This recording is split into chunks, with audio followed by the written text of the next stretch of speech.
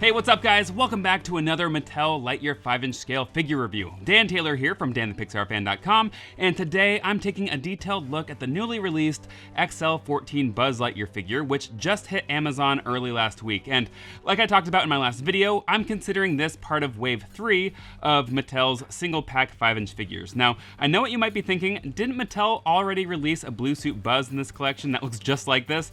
Yeah, they did, but that was XL3 Buzz, and this one here is XL-14 Buzz. I totally get it though if there's any initial confusion. They sure do look really similar since the general design of the flight suit is essentially the same, with only a couple small differences, and then of course they're both blue, just slightly different shades.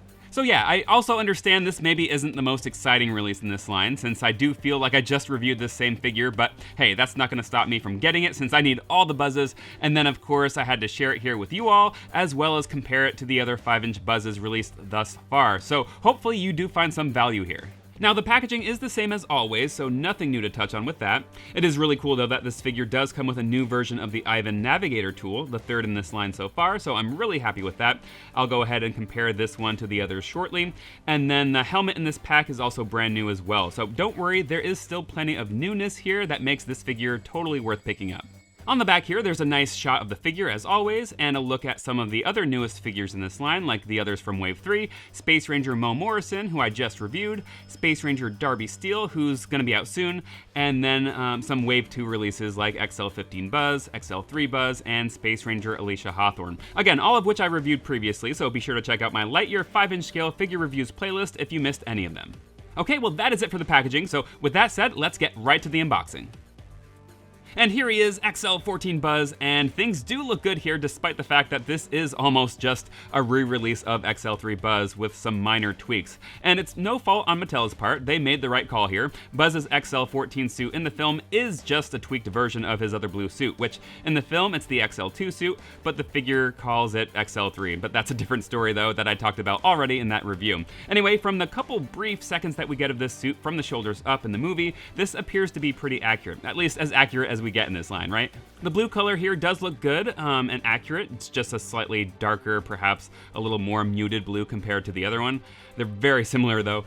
The button or dial on the suit's module is black as it should be. His helmet looks good, which I'll touch on in a sec. And yeah, those are the details that we have to go off of from the film, since like I said, we really only see a small portion of it. The suit in the film doesn't even say XL-14 on it as far as what the audience can see, but we know this is truly XL-14 Buzz this time. Mattel got it right here, because it's the last mission we see Buzz go on in the montage. Then his final mission after that is the XL-15, so it all adds up.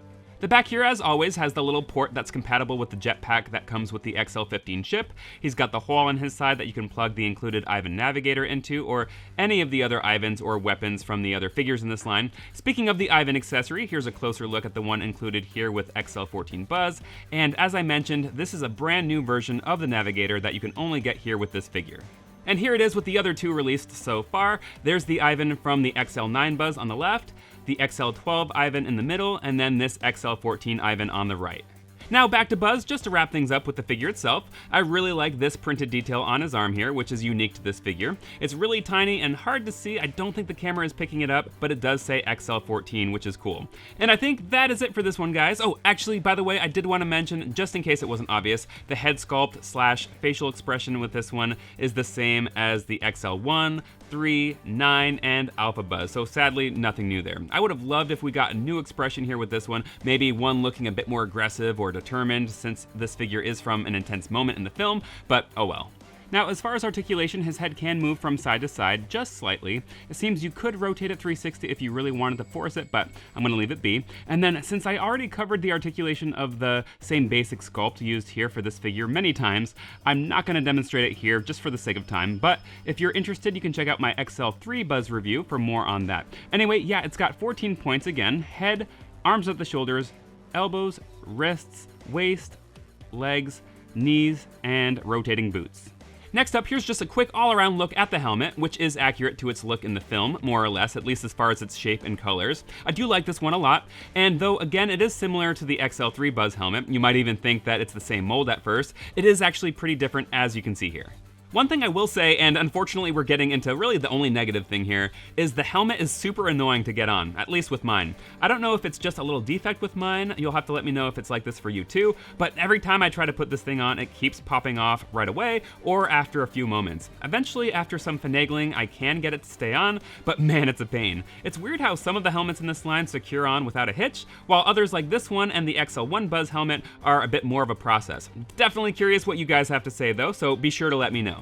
Okay, now the last thing for this review, it's comparison time. So first here, I wanted to just focus in for a moment before the group shot of all the XL Buzzes and compare Mattel's XL3 Buzz on the left with XL-14 Buzz on the right, since they're the most similar. So besides the obvious paint, deco, and color differences, there are only 3 other differences I can spot in regard to the actual sculpt.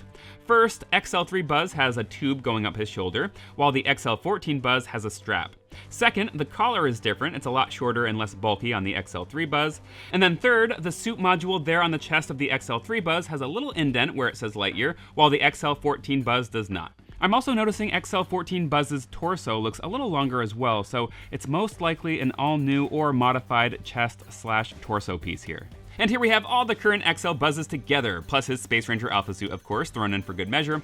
And from left to right, we have XL-1 Buzz, XL-3 Buzz, XL-9 Buzz, XL-12 Buzz, XL-14 Buzz, XL-15 Buzz, and then again, Space Ranger Alpha Buzz. I've loved seeing this assortment of Buzzes grow over the last few months. I love all the colors, and I can't wait for Mattel to release the last few that we need. Crossing my fingers, the only one that we see in the film that we haven't gotten in the 5-inch scale line yet is the dark gray and black one, which in the movie is technically the XL-12 suit, which means Mattel would have to call it something else for this figure line since they called the yellow suit Buzz XL-12. Still, either way, I'm really hoping that it happens though. Well, that is it for this review, guys. Those are my thoughts on this XL-14 Buzz, and I really hope you enjoyed. If you've been collecting all the XL Buzzes in this line so far, you totally need to snag this one, even if it is so similar to the XL3 Buzz. Even so, the collection wouldn't be complete without it, so I'd just go ahead and grab it on Amazon for $11.99 using the link below in the description, since I'm not sure if it's gonna hit stores, so Amazon is probably your best bet right now. Anyway, thanks so much for joining me here today, everybody. The support means a ton, and if you did enjoy today's review, please consider giving this video a big thumbs up and subscribing to my channel for more Pixar toy news, reviews, and toy hunts. Find me all over social media at Dan the Pixar Fan, and I will catch you all in my next video.